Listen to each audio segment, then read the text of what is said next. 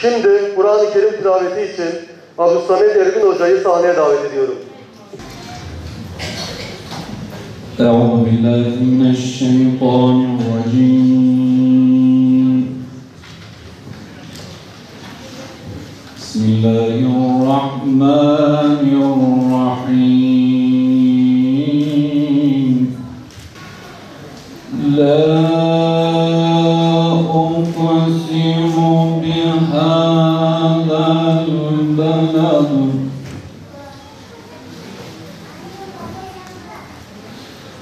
wa anta hillun bihadzal balad wa walidin wa ma walad. Kıymetli misafirler, İdeal Eğitim Vakfı ile Peygamber Sevdaları Vakfı'nın birlikte organize etmiş olduğu İdeal Eğitim seminerine hepiniz hoş geldiniz, sefalar getirdiniz. Şimdi bu daha önce 4 tanesini düzenlemiştik, bu 5. seminerimiz oluyor. Ahlaki yozlaşmayla 5. seminerimize İnşallah İsmail Dursun Hoca ve Medeni Taş hocalarımız sizlere anlatmaya çalışacaklardır. Bundan azami derecede istifa edilmesini umuyorum. Hepinizi şan-ı yüce olan Allah-u Teala'ya emanet ediyorum. Öncelikle sunumumuza iki kavramın açıklanmasıyla, kavramsal olarak isimlendirilmesiyle başlamak istiyoruz. Şimdi ahlak kavramı dilimize, Türkçe ve Kürtçe'ye Arapçadan geçmiş bir kavramdır. Kelime anlamı olarak insanların doğuştan getirdiği huy ve mizaç anlamına geliyor. Arapçada biliyoruz ki fiziki yapı için, yaratılış için halk kavramı kullanılır. Manevi yapı için ise hulk kavramı kullanılır. Yani bu iki kavramın beraber ilişkisine baktığımızda insanın ahlakının ve yaratılışının bir ilişkisi olduğunu anlayabiliyoruz. Yine daha genel bir ifade etmiş olursak insanın kendisiyle, diğer insanlarla ve bütün varlıkla nasıl bir ilişki kurması gerektiğini belirten bir disiplindir ahlak. Yani insanın hangi davranışları yapması gerektiğini ve hangisini yapmaması gerektiğiyle ilgilenen ilim ahlaktır. Biz tarihi sürece baktığımızda ahlak ile ilgili birçok konuda kitapların yazıldığını görüyoruz. Mesela en bariz örneklerinden bizim daha ilk asır alimlerimizden İmam Bukhari'nin Kitabul Edeb, El-Edebül Müfred diye kitabının olduğunu görüyoruz. Yine Abdullah bin Mübarek isimli büyük alimimizin Zühd kitabı, Kitab-ı Zühd ve Rakaik diye kitaplar yazdığını görüyoruz. Bununla ilgili İslam alimleri ciltlerce kitap yazmıştır. Daha sonra Osmanlı döneminde işte Kınalızade'de Ali Efendi'nin Ahlak-ı Alayı adlı kitabı vardır. Yakın bu çağımızda da sürekli kitaplar yazılmaktadır. Konusu nedir? Konusu iyilik ve kötülüktür. Hangi davranışlar iyidir? Hangi davranışlar kötüdür? İnsanların hangi davranışları yapması gerekmektedir diye tanımlayabiliriz ahlak kavramını. Peki yozlaşma nedir? Yozlaşma bir şeyin, bir gerçeğin özünden uzaklaşmasıdır. Değişime uğramasıdır. Biz ahlaki yozlaşma derken olması gereken ahlakın değişimini kastediyoruz. Yani olumsuz manada değişimini kastediyoruz.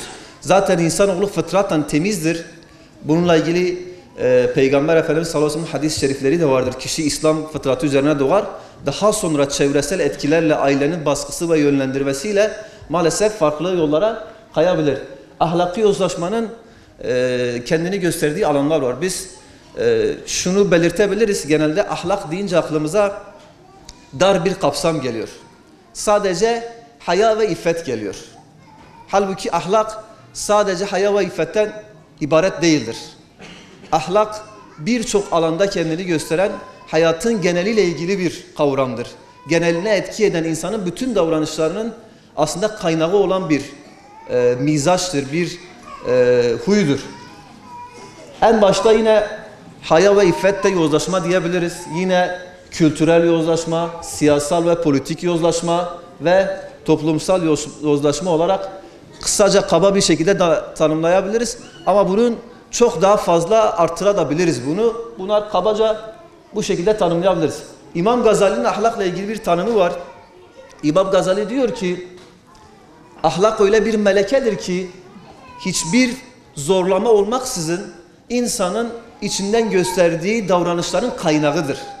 İmam Gazali'nin tanımlamasından hareketle şunu diyebiliriz. İmam Gazali'nin kendisinin söylediğini, aslında ahlak insanın yaptıkları değildir. İnsanın yaptıklarının içteki o iradesidir. İnsana yaptıklarını yaptırandır. Eylemlerini, fiillerini yaptıran güçtür. Bu olumlu da olabilir, olumsuz da olabilir.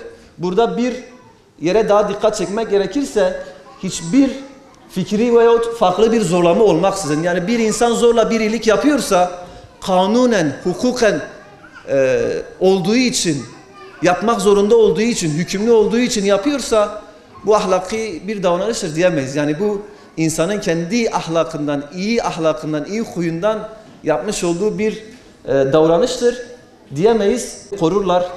Yine Müminin suresinde kurtulan müminlerin, şüphesiz ki müminler kurtuluşa ermiştir ayet-i kerimesinin devamında kurtulanların kimler olduğunu söyleyen bir maddedir. Buna yine az önce değindik. Yani İslam'ın kurtuluşu iffetsizlikte, hayasızlıkta değildir. Tam tersi iffet ve haya sahibi olmakla geçer. Yine Alak suresi 6. ve 7. ayet-i kerime Rabbinden bağımsız bir şekilde kendi kendisini yeterli görünce hayır, gerçekten şu insan azgınlaşır. Ahlaki yozlaşmanın sebepleri nelerdir? Şöyle bazı temel sebepleri yansıttık. Bunları sizinle paylaşmak istiyoruz. Nedir bunlar? İşte inanç ilkelerinin vahiy merkezi olmaktan çıkıp toplumsal gelenek dahil olunan grup kabul edilen mezhep ve madde merkezli bir hal alması. Yani İslamca, Müslümanca değil, mezhepçe düşünmeye, grupça, fırkaca düşünmeye başlamamız bu yozlaşmanın en temelindeki sebeptir. İç dünyadan dış dünyaya doğru gerçekleşen ahlaki inşa süreci. Yani normalde iğneyi kendine, çuvaldızı başkasına batır kültürüyle büyüyen bir nesil, yani kendisine iğne batırmadığı gibi başkasına kılıç batırıyor. Artık çuvaldızı da geçtik. Onun için dedik ya, eleştiri içten dışa doğru olması gerekirken kendisini devre dışı bırakan, sadece hep dışarıyı gören bencil bir anlayış bu yozlaşmanın temelinde yatar. Yine işte insanın söz ve davranışları kendi akıl ve irade kontrolünden çıkıp çevresel faktörlerle, farklı etkenlerin telkinleriyle yönetilmesi. Sürekli elin oğlu denilen ifadelerle kendi çocuklarımızı canavarlaştırmamız ve zamanla artık çocuklarımız bizim çocuklarımız olmaktan çıkar, gerçekten de elin oğlu olur. Yani bizim kontrol edemediğimiz, bizim sözümüzü dinlemeyen yabancı bir nesne haline dönüşür. Yine bilinçli Müslümanların siyasetten, idari makamlardan, etkileyici görevlerden uzak kalması. Rahmetli Erbakan Hoca'nın dediği gibi siyaset ile uğraşmayan Müslümanları, Müslüman olmayan siyasetçiler ne yaparlar? Yönetmeye başlarlar. Onların oluşturacağı ülkede de toplumda da malumunuz yozlaşmanın en büyük zirvesi yaşanır.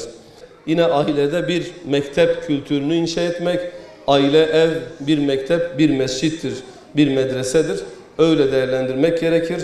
Çocukların anne ve babaları onlarla ilgili düşündüklerini yine mektuplarla ifade etmeleri, ev içi eğlencelerin yapılması, çocukların katıldığı aile meclislerinin oluşturulması. Çünkü özellikle tabiat boşluk kabul etmiyor. Siz çocuklarınızın duygularını, fıtratını, ihtiyacını, hatta zevklerini yönlendirmeseniz birileri yönlendirir, hem de kötü bir şekilde. Ölüm ve ahiret bilincinin sürekli canlı tutulması bu bireysel anlamda yapılabilecek en başat temel yaklaşımlardı. Ya Rabbi, gençlerimizi ve bizleri hak ve hakikaten ayrılmayan, adil, merhametli, dürüst, vefakar, yardımsever olan kullarından eyle.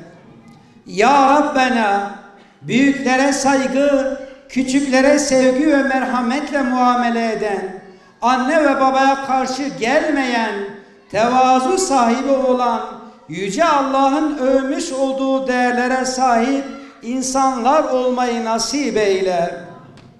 Ya Rabbena, İslam'ın yasakladığı zina, hırsızlık, yalan, kibir, riya, gıybet, aldatmak, hak yemek, zulüm ve daha sayamayacağımız insana zarar veren her türlü münkerattan bizleri muhafaza eyle.